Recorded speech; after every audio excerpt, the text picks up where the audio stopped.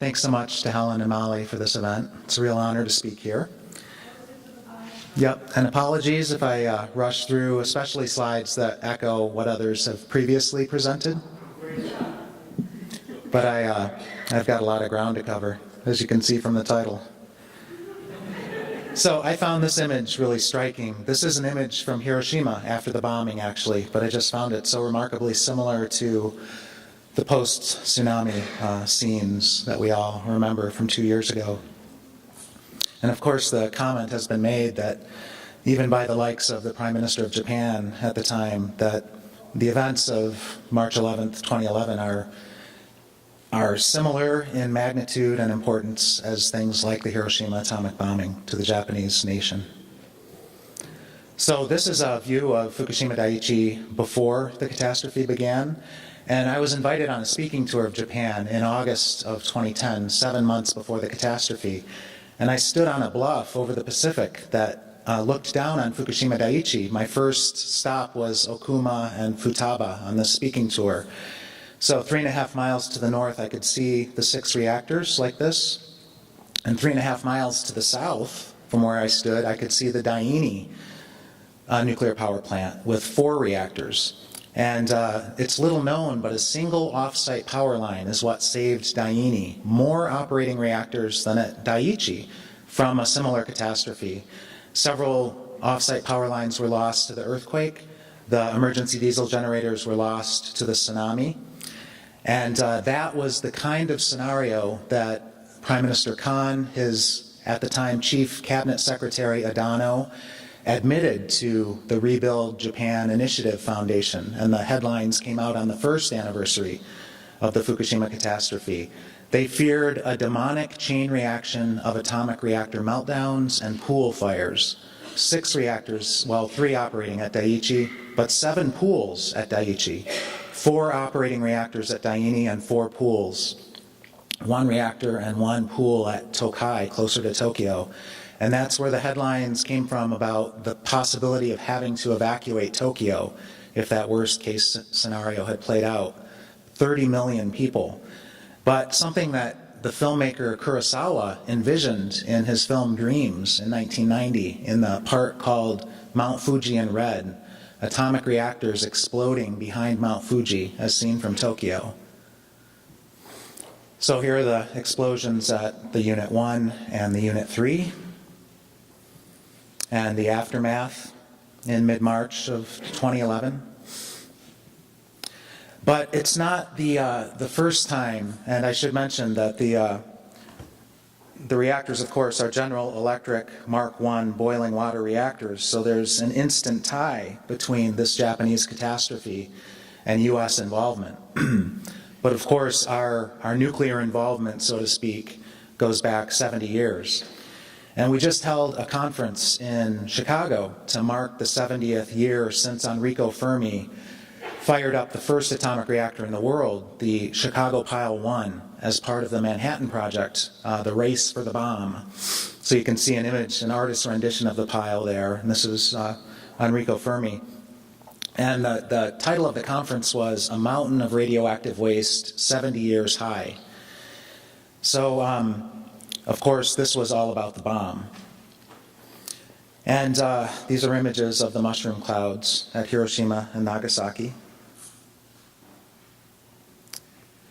And so the radioactive risks began with the bomb project. And I should have mentioned that Enrico Fermi took a calculated risk, or maybe it was an uncalculated risk, at the University of Chicago. The original plan was to build that prototype reactor some 20 miles, 30 miles outside of town, where Argonne is now located. And there was no time. They couldn't do it in time, so they decided to just do it at the University of Chicago. They didn't even inform the president of the university. They're doing this on the edge of downtown Chicago, and Fermi convinced his higher-ups that probably it would be okay.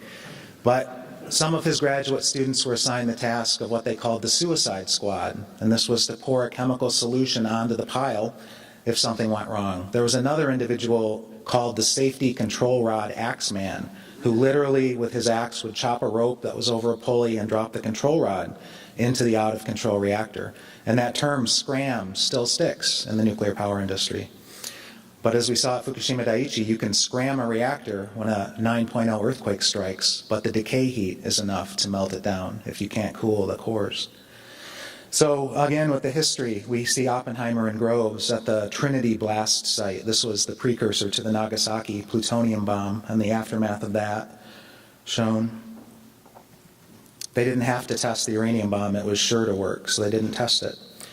But you know, as has been mentioned by Dr. Fairley and Mary Olson, the fallout from the Cold War, atomic bomb tests and hydrogen bomb tests. And this next section, Brian Victoria is right in the front row, so I owe a debt of gratitude to Professor Victoria because I learned history coming to Antioch University Midwest last Earth Day last year that I hadn't known about the early U.S. involvement in the Japanese nuclear power industry.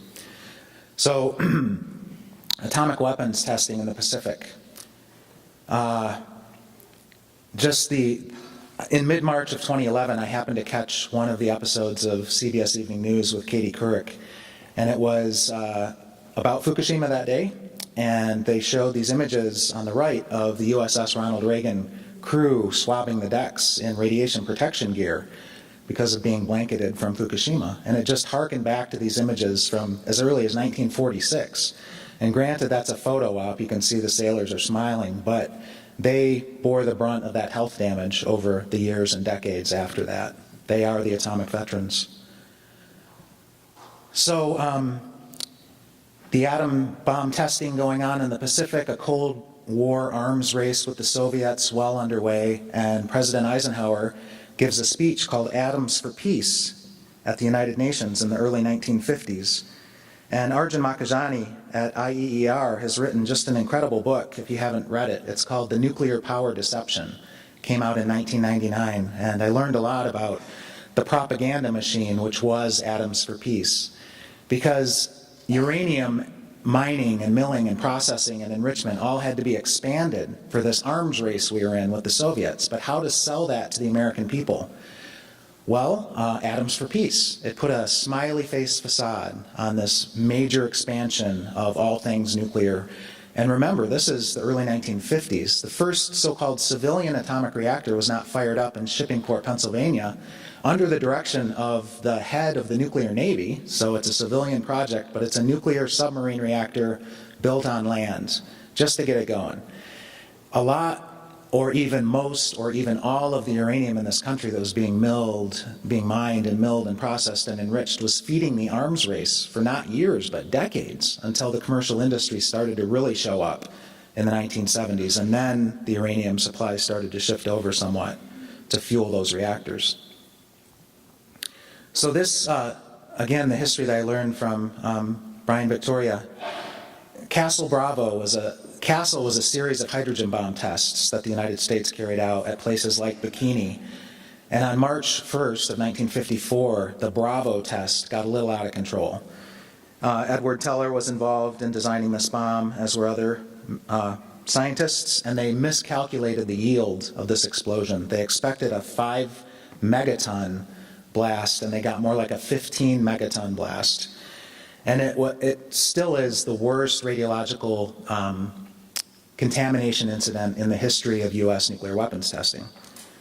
And this Japanese tuna fishing boat, the Lucky Dragon No. 5, was unfortunately not very far away. You can see in the map on the right there, the blast, Bikini marked by a B, the Lucky Dragon marked by the F. They were outside of the zone that the United States had declared off limits. But then later they redrew the danger zone, and they were well within that danger zone. And over time, half of the crew of 23 died of their radiation exposures. One of the deaths occurred pretty quickly, within a matter of months, and it led to an anti-nuclear groundswell in Japan, including a petition drive with many tens of millions of signatures against atomic bomb tests and against hydrogen bomb tests, and 1 million signatures alone from Hiroshima area. And the United States became very worried because there was this large groundswell of opposition to the nuclear energy establishment. And there were fears that even the Soviet Union or China could take advantage of this situation, and it's in the competition for loyalties after World War II. So again, the juxtaposition of images old and new. So on the left, officials from the city of Tokyo testing the tuna from the Lucky Dragon and finding severe contamination, but like Cindy talked about, some of that tuna had already been sold, had already been consumed before it was quarantined. And then on the right, this is actually an image from Thailand, not from Japan, but also dealing with the contamination of seafood post-Fukushima. And this was brand new to me that I learned from my visit to Antioch. So a part of the United States response to try to shore up Atoms for Peace was to actually deploy the Central Intelligence Agency to Japan. And this individual on the left is Lewis Strauss, the head of the Atomic Energy Commission. And the Atomic Energy Commission took a lead role in downplaying the significance of the food contamination in Japan. And this individual on the right, Shiriki, a fascinating story compared to Citizen Kane of Japan, a media mogul who controlled one of the largest newspapers, one of the largest television stations in Japan, had higher ambitions for political office, was a founder of the Liberal Democratic Party of Japan. And in 2006, it was documented that he was working with the Central Intelligence Agency under a couple code names. And one of his assignments was to sell nuclear power to the Japanese people, and he did it with a passion. And so the infamous nuclear village was born, and this image is just one example. The speaker from the investigation by the Japanese parliament showed other images of the propaganda used. This is Plutonium Boy, and of course these are geared for children. And so exhibits were shown across the country just as they were here in the United States, traveling exhibits. And during my time in Japan in 2010, I went to one of these kind of Disneyland-like experiences at a nuclear power plant, which are really geared for young children. And one of the first companies to take advantage of this situation was a company that Mr. Shiriki worked with, and that was General Dynamics, that got in early on the nuclear business in Japan. But General Electric was not too far behind.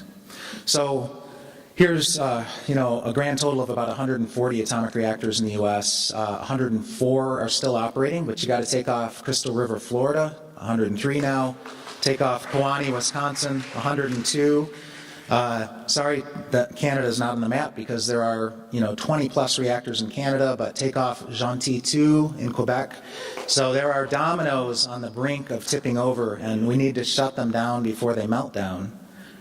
This is atomic Japan, third only to the United States, and then France with 58 reactors, Japan with 54, plus Manju, the fast breeder reactor. One of the places in Japan, Fukui Prefecture, a remarkable number of reactors, more than a dozen, along a short stretch of coastline. And what I want to do for the next section of the talk is just go through the parallels between US and Japanese nuclear history in terms of accidents, incidents. They're remarkably parallel. And what I took was just an arbitrary list. The Associated Press, shortly after the beginning of the Fukushima catastrophe, put a list of, a short list of 10 or so Japanese nuclear accidents that had already occurred before Fukushima. So I took that list, because it could be much longer, and I compared it to ones here in North America. So you see on the left, Suruga nuclear power plant, but you see on the right the Bruce nuclear power plant in Ontario. This is worker overexposures. So in 1981, 300 workers were exposed to excessive levels of radiation after a fuel rod ruptured at Suruga. And it reminded me of an incident in Michigan at Big Rock Point, an experimental atomic reactor, where a MOX fuel rod was broken in the 1970s and 700,000 curies of radioactivity were released. But Bruce is also on the Great Lakes in Canada.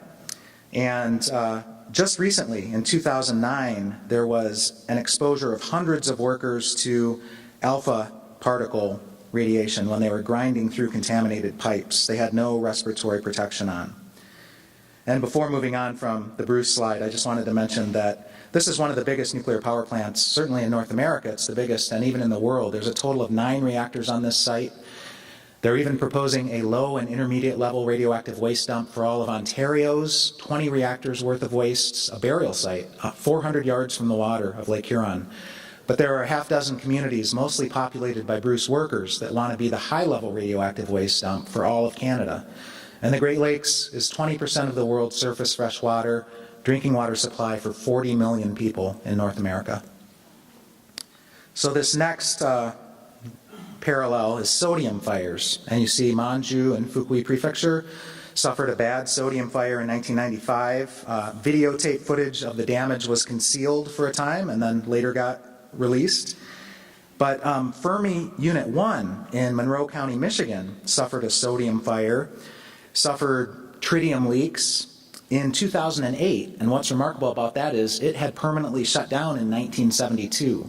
These were decommissioning accidents at Fermi 1. Fermi 1 was made famous or infamous by an October 5th, 1966 partial meltdown of the reactor core captured in the book We Almost Lost Detroit. So talk about a cover-up. That was a 10-year cover-up of a partial meltdown in Michigan until John Fuller wrote this book. The next parallels reprocessing plant fires and explosions. Now this is a lesser-known accident at Tokai Miura in Japan. March 11th, 1997, ironically the same date as the later Fukushima catastrophe.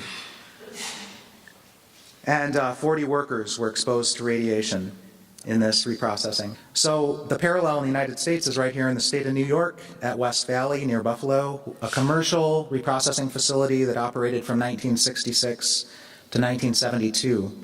But they had so many fires and leaks and worker overexposures at West Valley that they only did 1 year's worth of reprocessing throughput. They also did military reprocessing at that site.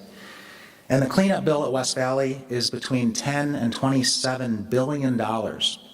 And it's not even hardly begun.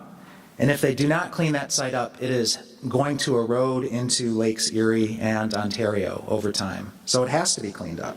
So the more infamous nuclear disaster at Tokai Miura was the inadvertent criticality of 1999. 2 workers died from their radiation exposures.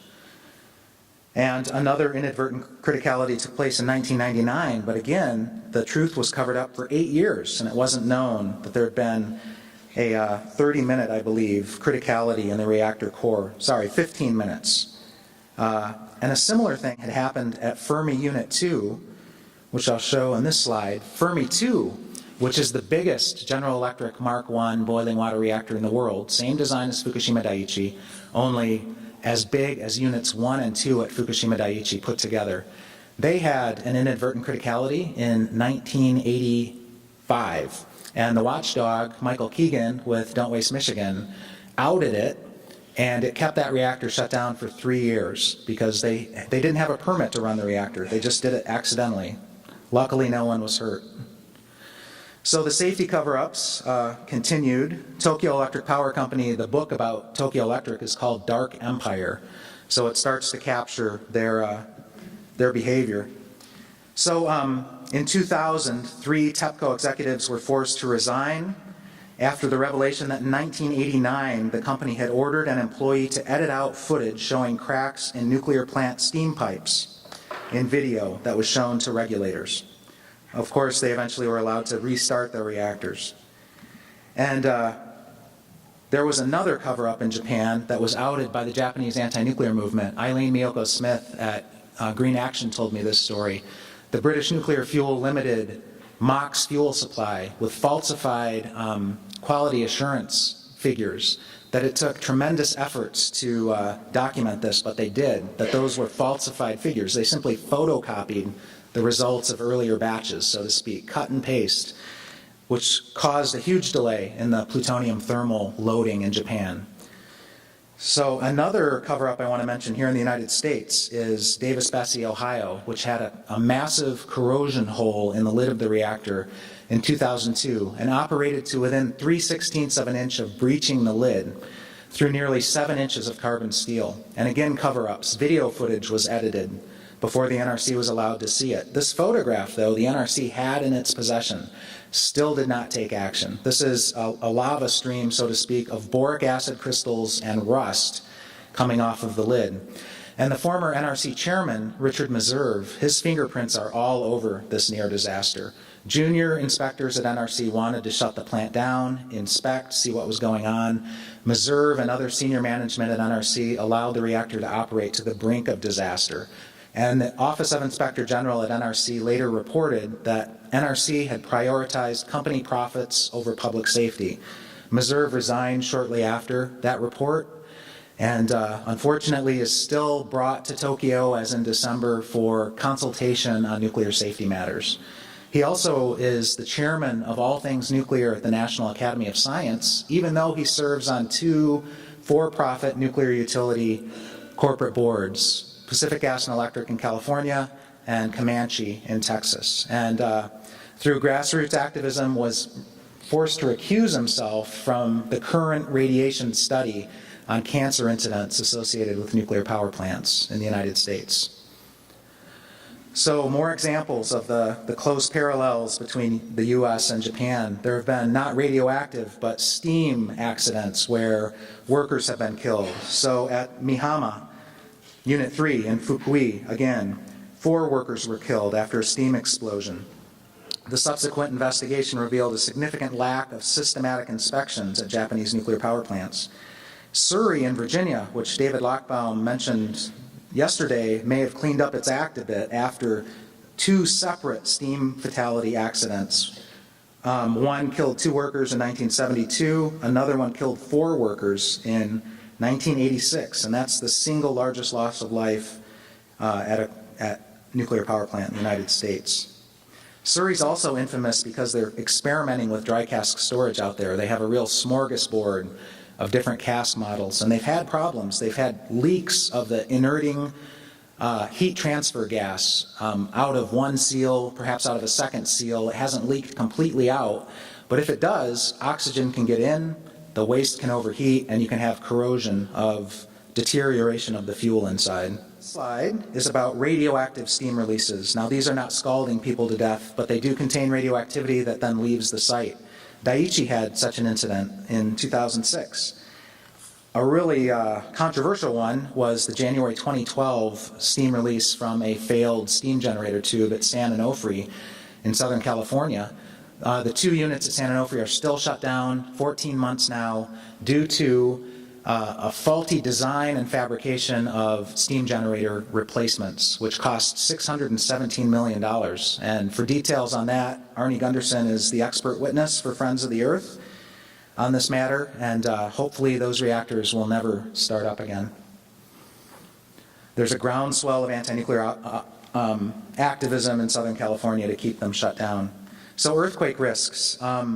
Before Daiichi, there was the 2007 quake, ironically on the Trinity atomic blast anniversary at Kashiwazaki Kariwa, which is the largest nuclear power plant in the world, 7 large-scale reactors, some of which had begun to come back to service, but then the 2011 earthquake catastrophe, of course, has shut down all operable reactors in Japan except for 2 in Fukui Prefecture at the Oi nuclear power plant. Earthquake risks at Indian Point. Indian Point happens to be located immediately adjacent to earthquake faults that were not known about when it was constructed. And seismologists at Columbia University confirmed their existence in 2008, and the NRC has been forced to admit that this is probably the most vulnerable nuclear power plant in the country to earthquake risks because it wasn't built that well. Granted, Diablo Canyon and San Onofre are still vulnerable to earthquakes and tsunamis, but they were built more strongly because there was a recognition that San Andreas was right there. Indian Point, they had no such appreciation. And this image shows Indian Point in the distant background on the Hudson River, and Mrs. Sashiko Sato, a Fukushima organic farmer, Eileen Miyoko Smith from Green Action, and also an organic farmer from Hokkaido and another leader of the anti-nuclear movement in Hokkaido. We went up to visit the Indian Point Safe Energy Coalition folks. That was September 2012. So this is just the cover of the New Yorker, another haunting image from March of 2011 that was published on the date of the 3 Mile Island anniversary, actually, March 28th. And so I just wanted to go to some additional risks that weren't mentioned in that AP article from March of 2011 in Japan and their parallels in the US. Reactor pressure vessel embrittlement, the neutron bombardment of the 8-inch or so metal walls of a reactor pressure vessel over years and decades, and the impurities in the metal creating cracks which can line up, and if the emergency core cooling systems are ever activated, the final line of defense to prevent a meltdown, the thermal shock of the temperature decrease combined with the high pressure can crack these vessels. And if that happens, it would be an irreparable loss of coolant accident. There's no contingency in place. So the worst in Japan, the worst in the United States, another Entergy atomic reactor, just like Indian Point. Risks that have been mentioned are the high-level radioactive waste storage pools that are not located in radiological containment structures. Bob Alvarez talked about that much better than I can. We're having headlines about leaks at Hanford, and the irony of this is it harkens back 70 years, really, because Hanford generated the plutonium for the Nagasaki atomic bomb, continued to for the Cold War arsenal. Well, those high-level radioactive waste, liquid and sludge storage tanks, the single-shelled ones, when they leak, it's directly into the environment. The first double shell had a leak in August. Granted, it's between the walls of the two shells and not out yet, but it shows there's problems. Leaks at high-level radioactive waste storage pools in the United States. There are more than a half dozen pools in the U.S. that have documented leaks. Indian Point's pool leak is ongoing as we speak. Brookhaven's is very significant because millions of people drink the water in the aquifer under Long Island. So fault solutions, a big fight that's coming our way, centralized interim storage. They want to put the waste onto the roads, the rails, the waterways, including the Hudson River is possibly targeted for 58 barge shipments of high-level radioactive waste from Indian Point down to the port of Jersey City. To get it to parking lot dumps, whether at a place like Savannah River Site on the right here, or Waste Isolation Pilot Plant in New Mexico, or Native American reservations out west. All for what? To create a shell game on the roads and rails and waterways, because if it goes to a parking lot dump for 50 years, it may have to go right back to where it came from for permanent disposal. It accomplishes nothing except transfer of liability onto the American taxpayer from the utilities that profited from the generation. I mentioned the good news at Kawani of shutdown. The only 2 reactors in Japan currently operating are these, OE, but the other 48 operable reactors in the country are not operating, and it's a real testament to the Japanese people and anti-nuclear movement.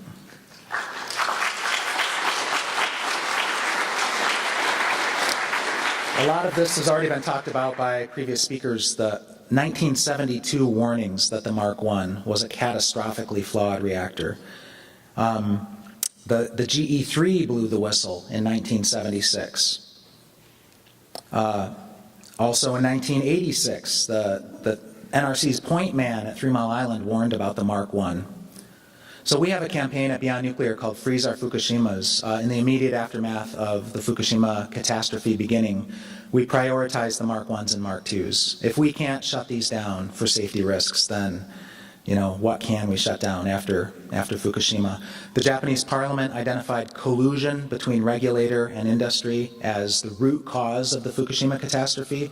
We have collusion in spades in the United States between the nuclear power industry, and here are 4 of the 5 NRC commissioners. They are poised to pass a majority vote against putting filters on the vents at the Mark I's and Mark II's, bowing to pressure from industry and from House Republicans. So Gene Stilp, who's a watchdog on 3 Mile Island, a survivor of the accident, lives in Harrisburg, showed up in Michigan in 1999 with a banner that said 3 Mile Island, this is a Bob Del Tredici photo, Chernobyl, and he said, where next? And of course we have to add Fukushima to the list, and we again have to ask, where next? We have to shut them down before they melt down. Thank you.